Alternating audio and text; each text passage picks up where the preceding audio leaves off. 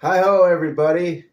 Episode 25 of Hey Man, Nice Kiss Shirt. 25 in 2025, just to stay alive, because you know we trying to thrive. I'm your humble host, Fido. This is, of course, Powie. And a little burst of energy from Beans. She's got to be involved, huh? Zoomies. Yes, she does. Got the Zoomies.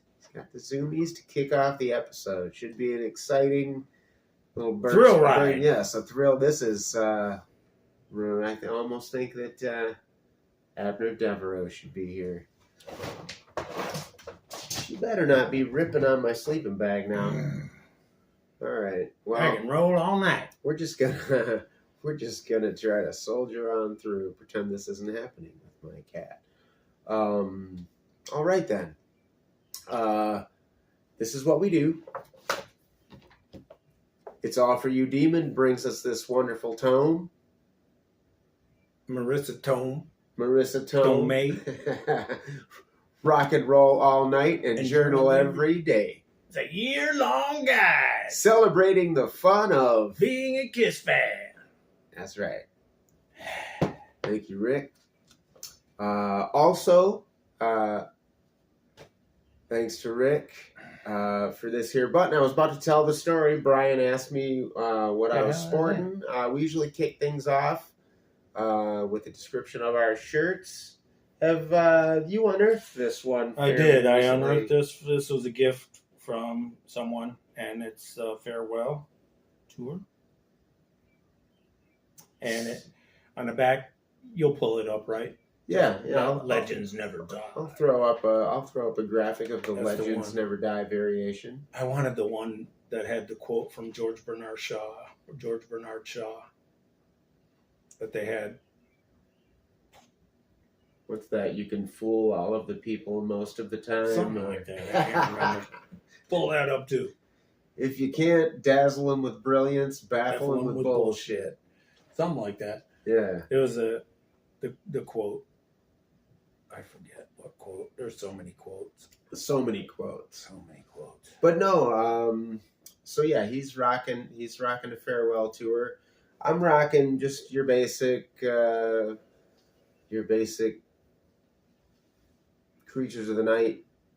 I think Powie referred to these as the MTV unmasking photos, the before photos. Sure is a special day here at MTV. This is the first time we'll see Kiss without their famous makeup. Trademark makeup.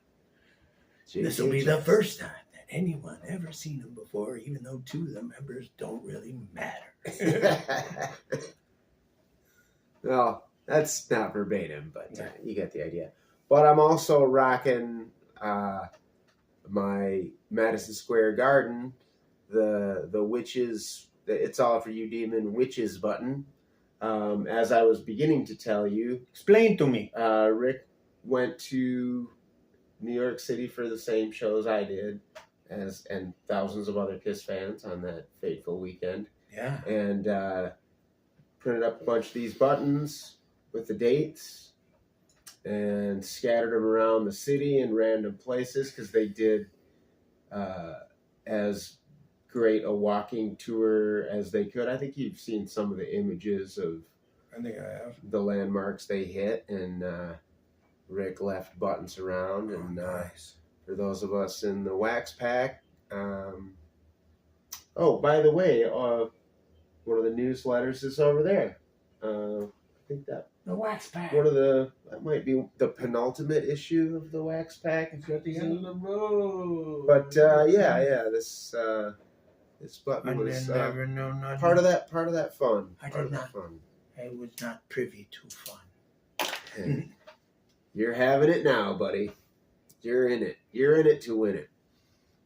So let's get into the book. Let's get into the journal. Ask a question. Kick it off with June 11th. Do you listen to Kiss more in the morning or at night? What time of day makes for the best Kiss audio experience? night. I will say night into morning because that's the hours I keep. Mm-hmm. That is the hours in which we are currently living. It's what is it? Wow, we're pushing 5 a.m. on a lovely transitional pre-dawn. But yeah, I mean, Kiss, Creatures of the Night. I mean, yeah, there's a certain aspect of the fearsome foursome that lends itself to the darkness. But I mean, for me, I mean, every time is Kiss time. Not anytime is Kiss time. Anytime is USA. Kiss time. USA. I don't know, man. Yeah, it's like I dig listening to them. You know, in the middle of the night. I mean, if it's great shower music. It's fun to listen to Hotter Than Hell at night. That's definitely for sure. Creatures of the Night, of course. The darker, heavier material kind of like leans. Well, hello, Beans. Like Beans. What time do you like listening to Kiss, Beans? I think she's showing the camera her best side. Mm-hmm.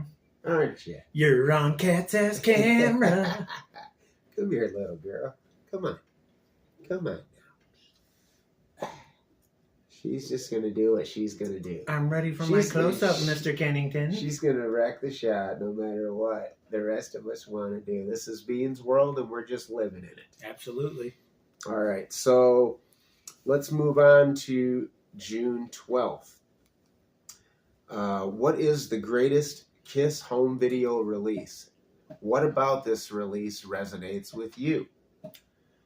And I said the Kiss My Ass, the video, because it's chock full of makeup stuff. And as we looked through, tried to find what it was doing.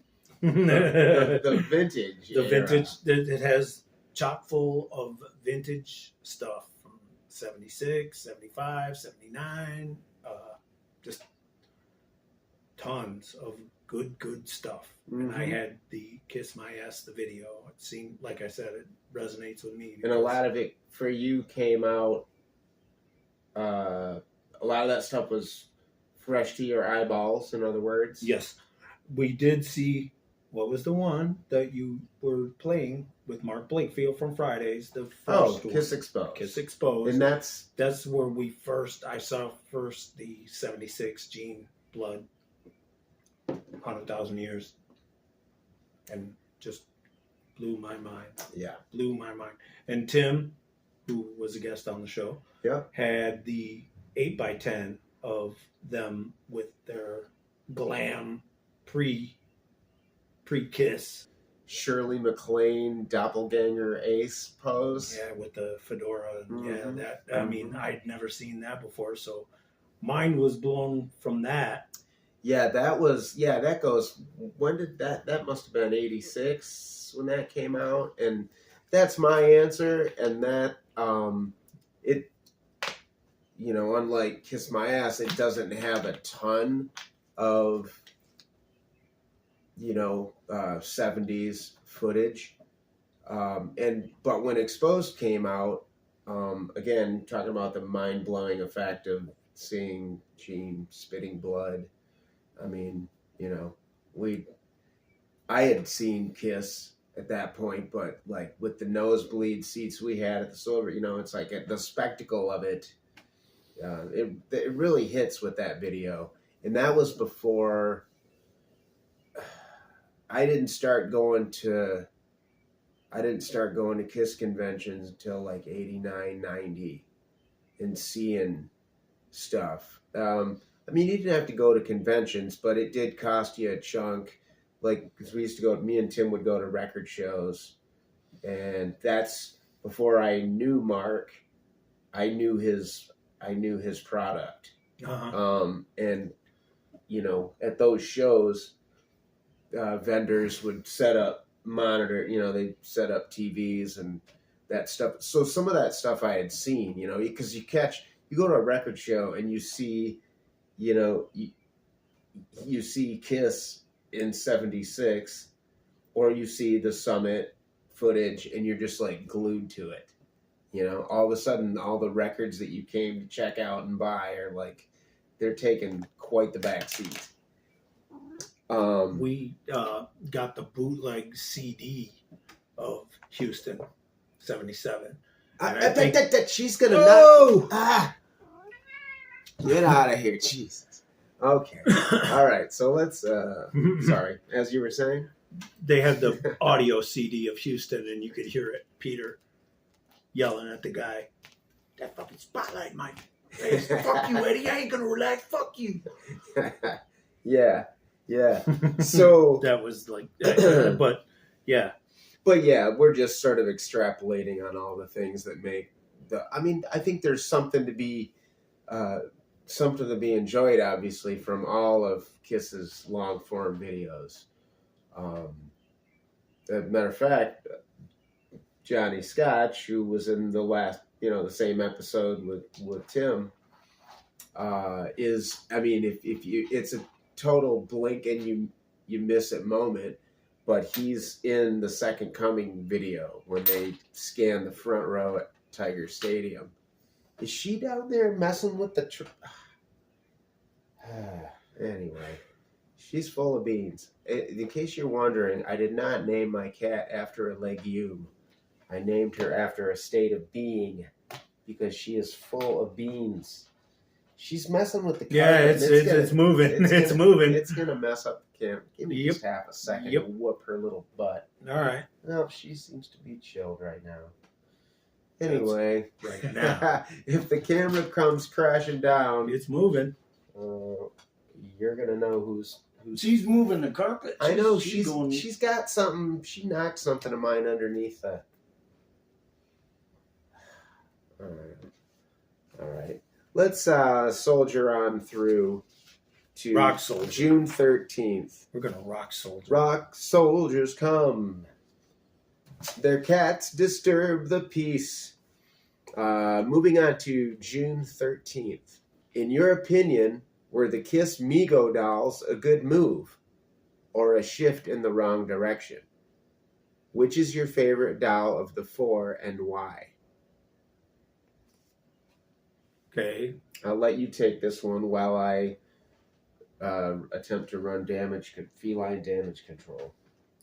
I'm going to say the dolls were a good shift in the right direction. They made money.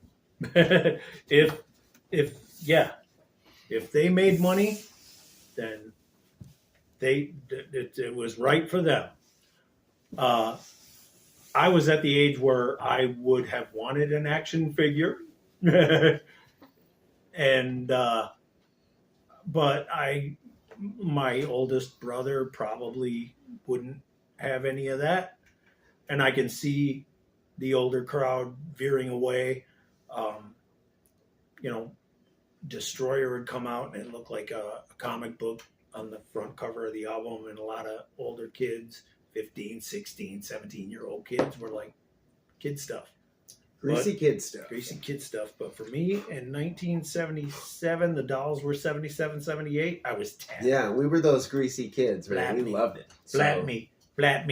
And I like Peter the best because his makeup and hair looks perfect. Yeah. Because he looks like Peter. Warren Zevon nailed it. His hair was perfect.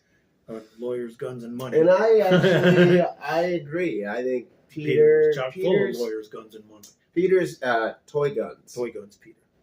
Toy guns, Peter. But he's got the sneer. You know what I mean? He kind of all the dolls, he looks like a badass. That's as simple as that. I mean, Gene looks pretty cool. I mean, let's be honest. But yeah, I mean, always liked that's good era. That's a good era Catman costume. It's just I think Peter edges out Gene in the Mego realm for sure. So yeah, our answers are in alignment for this. We made short work of that question. Moving on to June 14th. Would you consider yourself to be an expert on all things Kiss? If not, would you consider your Kiss knowledge to be novice or advanced? I'll have to say advanced for the most part. I can't consider myself an expert when I go on and I see like love Julian Gill's song story series where he gets stuff. I mean, some stuff I know, but a lot of the things that he comes up with, and it actually comes up with little audio snippets from things like Boomerang 99.5 won't do, and actually got a hold of the audio so I can hear it and stuff. It's just, wow. There's, I mean, that's much minutia. Yeah. We all want to know so much. But again, it's like Julian comes up with stuff that wow. And then, you know, as far as Rick collecting, holy guacamole. Like, I didn't know that there were, you know, versions of Dynasty from Norway or something that yeah. As far as that goes, I can't think. I have to consult the Tom Shannon, you know, the Kiss My Wax books if I want to go down into those rabbit holes. But that's the line that delineates expert, is the people who write, you know, the people who write the books and the people who put the time in to do that research to make the task of collecting easier for the rest of us. So yeah, I mean, yeah, neither of us are experts, but definitely I'd say we're advanced in our knowledge. We've been at this for plenty of years, you know. 100,000 of them. Mm-hmm. Reacquaint yourself with my style, baby. June 15th asks, what was the first time you became aware of the Altered S Kiss logo? What was your first piece of Kiss merch or album that contained the Altered S logo? Most likely it was Killers, I want to say, Kiss Killers, because that did come from Germany or Europe. Like they got, I can't remember when I first saw it. Like, it's years ago, but not so far. I mean, I was already a young adult when I realized that there was an alternate logo for. Of course, I don't collect anything, so collecting anything would. And plus, I love the original logo so much. You know, I stared at it for enough years, looking at the cover of Alive 2, that giant. I mean, that's part of the allure for Kiss was the logo. I can't remember. It was at Rare Bird. I can't remember though if it was Killers or it might have been a bootleg picture disc that had the sign, you know, the stage, like a shot, you know. A shot from the stage. Shot of the stage rather, and I was just like, what? Was it Best of the Solo? You know which one of those came out first? Okay, I will say that those were the first two albums I bought that had alternate logos, were the solo album compilation and Killers. But it's funny, when I was out in Cali for the John 5 thing, Scott Carlson had a bunch of 7-inches. He had a good chunk of Kiss singles. And this was what I found interesting. I don't know if I mentioned this on the John 5 episode of the pod, but I believe Bellafon was the label. It's a German label. I think it was Shout It Out Loud. I'm trying to remember what the B-side was. But at any rate, and I think I'll post a pic. Pretty sure it's Shout It Out Loud single though that has the regular S's on a German pressing, and I thought, I had always assumed up until, you know, a few weeks ago that applied across the board in Germany. Well, I'm assuming what is actually the case is that whatever that anti-Nazi legislation or whatever that was passed, or whatever mandated the change in the first place, didn't get passed until 76, 77, somewhere in there, maybe. But yeah, there is a German Kiss single with the standard S's. Wow. And I'll place an image here. But yeah, so that's that. This one gets a little deeper in the weeds for June 16th. What Kiss album do you play the most? Why this album? Review each track below. Take it away. I usually Alive for me, just because, I mean, but it seems like I go into watching videos of, if I can find any videos from, like, I guess 76. You're a visual creature. Visual creature, yes. It's been, I don't know. It's like, I listened to The Elder the other night, like some of it. Like, I was going to say, did you make it all the way through? I could sort of tell by this. There was a slight tinge of distaste that washed across your mug when you said that. I got through Dark Light. I think yeah, it's like, just put it on and see if it'll play it all the way through. Tapped out. Like, yeah. Pussy. Yeah. I can't. I often do. I love that record. But no, for me,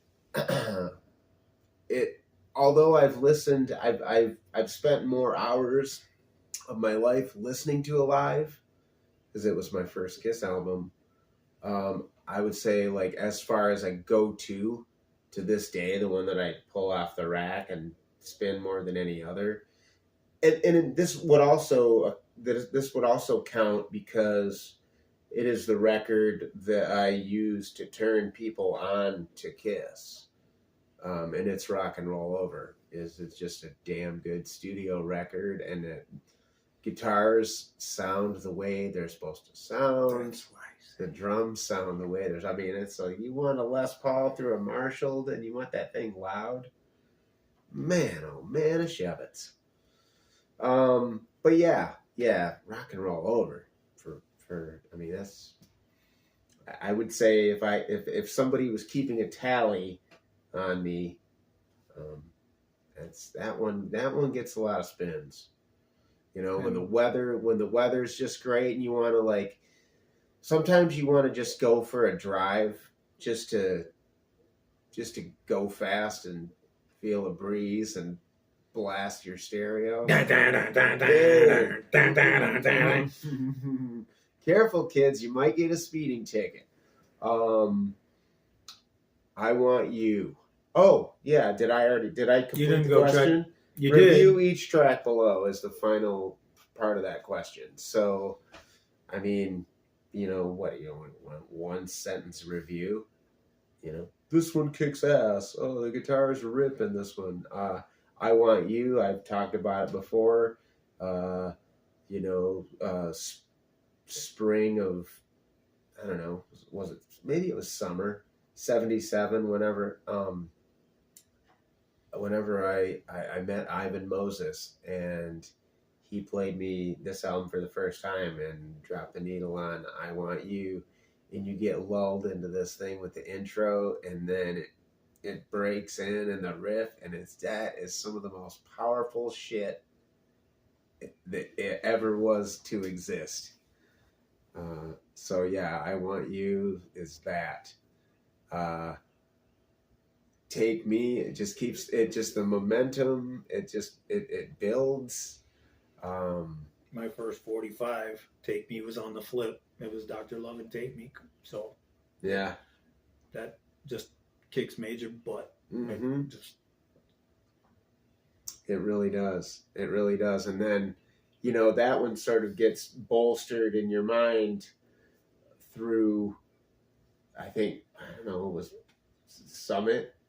You know, when you first start hearing, like, the live versions of the deep cuts, and yes, Peter's backups on it, just makes it that like much better. Yeah, I always thought in the back of your head, now, why didn't they play Take Me Live? Well, they did. Holy crap. Yeah. And it's a good thing they did. That reminds me, I need to find me a Live 2 misprint in the wild. Right, yeah. We got Hooligan. Take Me. It's like, could they have gotten away with a Live 2 and instead of a studio side, another side, with Hooligan? Well, Take Me. they could have. What would they put on there? It's I think they were more focused on like no repeats from Alive. Exactly. But next up, Calling Dr. Love. That actually got a little bit of radio here in Flint. Was on the jukebox. And it was on one the of jukebox. The Coney Islands that Mom worked at. I forget the name of it. Not Ambassador, but the other one. We talked about this last week. I do want to touch on something about Calling Dr. Love, though. I'm going to encourage those of you who might be more tuned in to the Alive 2 version, go back to the Rock and Roll Over studio version and really key into what Peter's playing and how the verses build from the first to the second to the third, and the choruses he's just playing. He's not keeping time with his right hand. He's just playing it with his feet and the backbeat on the snare. Just listen to it. It's a master class in subtlety, and it infuriates me when I think about all the critics who shredded up this record and shredded up Kiss and Peter in general for just being troglodytes who didn't know how to play their instruments. The shit that Peter especially brings to Calling Dr. Love is like Ladies' Room. Speaking of a live version, I came to favor that live version. I do like the studio version. But when I think in my mind's ear, my mind likes to cuddle up to the Alive 2 version of Ladies' Room. Baby Driver, for years, it's funny, I just heaped all this praise on the Catman, but as a kid, Baby Driver was always my least favorite track on the album. I think I even liked Hard Luck Woman more than I liked Baby Driver. Again, Hard Luck Woman, you could hear it on the radio, you could find it on a jukebox, and your parents could kind of tolerate it. It was more available to you, apart from when you were just like holed up in your room listening to this album. But yeah, Baby Driver, it took me years to like kind of grow up and appreciate that the way I should. Matter of fact, I remember times getting to the end of the side and just picking up a needle and starting over before I even got to Baby Driver. This is weird now to think about that.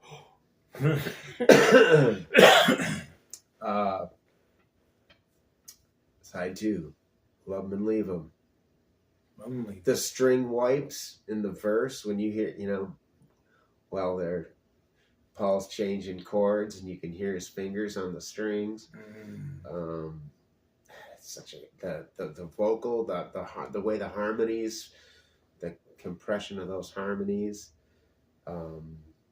Mr. Speed, I still say that it's the quintessential Paul Stanley song. If you want those like Stonesy sus chords that he uses, like if you want to show people what Paul Stanley is all about from a compositional perspective, it's Mr. Speed. That song's got all the Paulisms in it. See You in Your Dreams. Drum sounds so good in that song. The chorus is soaring. I mean, not a fan of Gene's solo compared to this one. I much prefer the Rock and Roll Over version. Yeah. I don't hate Gene's version, and I remember hearing it for the first time and really being taken aback. Just the whole idea, just the whole concept of why would you do a Kiss song? Like, because even before we heard the records, we were reading about what, that they were recording solo albums and then why they were doing it, and whoa, we're not breaking up, and all this sort of verbal mythology about solo albums. Mm-hmm. Even at a young age, I kind of understood what a solo album is or should be, and like the idea that, like, why would you do See You in Your Dreams? It just seemed weird. Hard Luck Woman, again. You might have to tell your mom once or twice that no, it's not Rod Stewart, it's Kiss. And like you said, you can hear the fingers sliding on the acoustic. It's like that always caught me too. It's like you never heard the squeak of the strings on any songs, really. Yeah. We do like their production on Rock and Roll. And I just wow, like so wasn't aware that Paul had written that song until much later, because I didn't have the album. I didn't have Rock and Roll Over when it came out or whatever. It's like I found out later on. Wow, Paul wrote that. Who'd you think wrote it, Peter? Yeah, I thought it was a Peter song. Like, I just thought everything. Well, I guess it said Paul on the album. Kind of like when I thought that, but I never saw the album. When I got my copy of Alive 2, and I was indignant that Dick Clark wrote Any Way You Want It. Right. Yeah. It was Dave Clark, and I misinterpreted D Clark as Dick Clark. Maybe I did too. I crossed it out. I'll have to post a picture of it here, but I still have my original copy, and I took a Flair pen and crossed it out and wrote Kiss next to it. That's great. And of course, saving the best track for last. Depending on what day you ask me, it might be my favorite. It's definitely in my top 5 Kiss tunes, probably in my top 3. Making Love. About the most unambiguous song you could imagine. One of my favorite riffs of all time.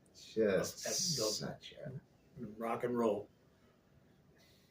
I catch myself to this day at a car. If it's timed just right and I'm at a stoplight, I catch myself backing up that solo. That solo is just, oh my God. It's like that. What would you, if it were up to me, like what I etch into the Voyager disc, or like what Kiss song do I play a Martian? Like, you want to know what rock and roll sounds like? Listen to Ace's solo on Making Love, dude. I mean, no offense to Chuck Berry. I mean, that's pretty elemental as well. But, I didn't grow up in the 50s or the 60s. I grew up in the 70s, and like, that was it, dude. That was it. Still is. Making Love. Makes you want to smack the table. We can do that. Oh, we can do and that. And the phone won't move. Yeah, we got a tripod. The only thing that'll fuck up the phone this time is a cat. All right. And our final question for this week, June 17th. For a band as visually appealing as Kiss, in your mind, did Kiss succeed in the MTV era? What would you have suggested the band do differently to make them stand out more in the music video scene of the 80s? See, that's the thing. It's like, as MTV was taking off, I mean, while Kiss was visually what Kiss was, I mean, it was 1981, and they'd cut their hair, and it was the Elder, and they did not capitalize on the makeup on MTV because, as some folks know, Polygram was the record company, and they seem to think that they should be paid a heap of money to have Kiss videos be played on MTV. Right. MTV should pay us. Whereas MTV was like, we are basically getting you out there. This is the ultimate free publicity. This is a single on everyone's television. Now let me ask you this. It just popped into my head when as far as the timeline of August 81 when MTV premiered and where Kiss was in their career, but being sort of ahead of the crowd. I mean, they obviously knew more about this landscape than we did as kids at the time, but the decision to change their image as drastically, do you think that was just a sort of a coincidence, or do you think that the ascendance of video played a part in Kiss shifting the way they did? Cutting their hair. I mean, it's, you can talk, you can reference them in interviews, talking about Adamant, talking about Duran Duran, or, they were certainly aware of the new wave. Right. And so, I mean, they, I don't think they were taken by surprise by the MTV video age. But what you say about the labels, the Kiss Machines sort of misguided, sense of the value of MTV, I think that has less to do with the band. I think that they were in such a state of flux. They were vulnerable to the ebb and flow of the industry in a way that they weren't really before. They were floundering, not just with their own identity, but with the commerce of Kiss at that point. Yeah. So it's hard to say, man. It's like this is a tough one. I mean, they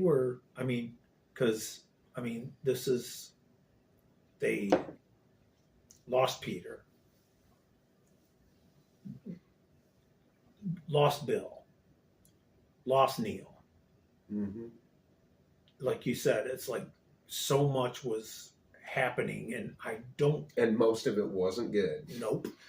And I don't think that they had video on their, like, they weren't thinking about it like they probably should have thought about. We need to get our video on MTV because that's what everybody did, and it's like it right. worked for them. And I don't know if they even realized what kind of medium video MTV would be and how it would, gosh. Well, and this is where I think it was by the time Lick It Up was what, 83, 84? Well, yeah, but I mean, think about, and again, we mentioned Julian Gill earlier and Odyssey, and think about, the World Without Heroes video, and what was the calculus there, and to sort of steer it back to Rick's question here is what would you if you were in the camp at the time, what would you have, with hindsight being 2020 even, what would you have suggested that they do? Would you have suggested that they take off the makeup for the elder? I mean, do you think taking off the makeup earlier than they did would have helped them? Do you think the makeup would have been more of a hindrance on MTV in the early days of MTV? I can't say. Because I can sort of see, I can see that angle of it where anytime there's a new wave coming in, you sort of see, it's like how Pink Floyd and Zeppelin were regarded when punk hit. a few years earlier. Yeah. It's like maybe this whole idea of theatrical rock and makeup and all that was dinosaurish, right, to the MTV generation. Gosh, it's hard to say. And it's like, what if they would have released like "Come On and Love Me" promo video from '75, like and played that on MTV?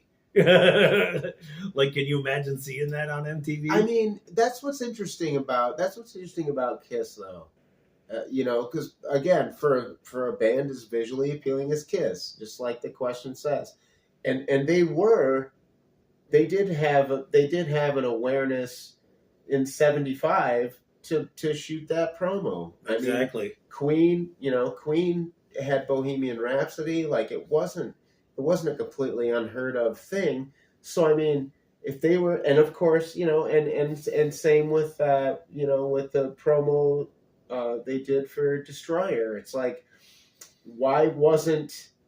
I mean, they could certainly afford it, So why weren't videos something that they made an integral part? Who was? Again, I don't know that I've ever read any sort of examination into that aspect. It's like, why weren't videos more important to them from as early as '75 onward? Right. Yes. From '75 to '81, they could have leveraged their image into, they could have sort of molded themselves into the video band. Exactly. Wow. Who knows why? I mean, there's obviously so many factors, and we would love to hear. This is like a dark horse question coming in at the end and going, man, this gives us a lot of food for thought and some commentary I'd like to read from you guys. Definitely, watching this. And those of you who not only may have read more Kiss books than the two of us have, but who also have the ability to retain said info and maybe point out some shit that we're overlooking. But I mean, it does seem like $1 million question to be like, why didn't a band like Kiss just commandeer the art form? They innovated in so many ways. From a stagecraft perspective, they were the band to keep up with, from when they started. They were dropping people's jaws and intimidating successful bands out of opening or following them. So I mean, it's not as though they didn't have the chutzpah to really do these things, but as it relates to MTV and that whole transition, maybe unmasking earlier would have been the thing.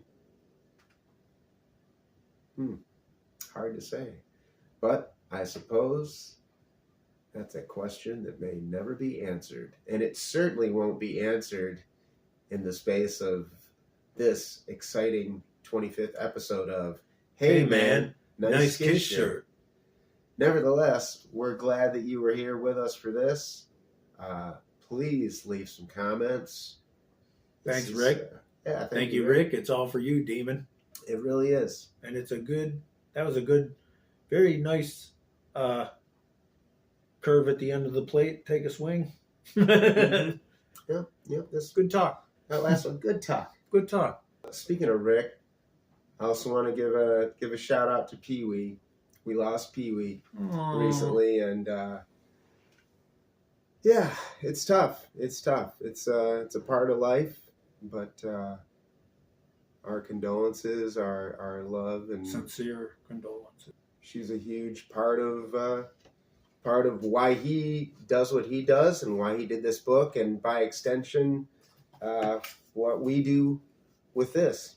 So we do. Yeah. So it's for you, Powie. Want to remind you to I'll just come back next week and we'll do the same thing all over again. Give a little nod to the barbarian, perhaps. I thought you were going to say put your two lips together. Well, I could. And seemed like a bit of a shameless plug as I caught myself in the ponderances of life and death and love and loss. I want you to put your two lips together and kiss that subscribe button. And if it looks like I'm distracted, Powie and I are watching Largo. Watching All Right Largo. Shout out to FranKENStein. It's good stuff, man. Good stuff, man. It's just can't look away, man. I'm gonna let you guys in on a little secret. We love Kiss. It's what we do here on Hey man, nice Kiss shirt. Play hard, play fair. nobody hurt.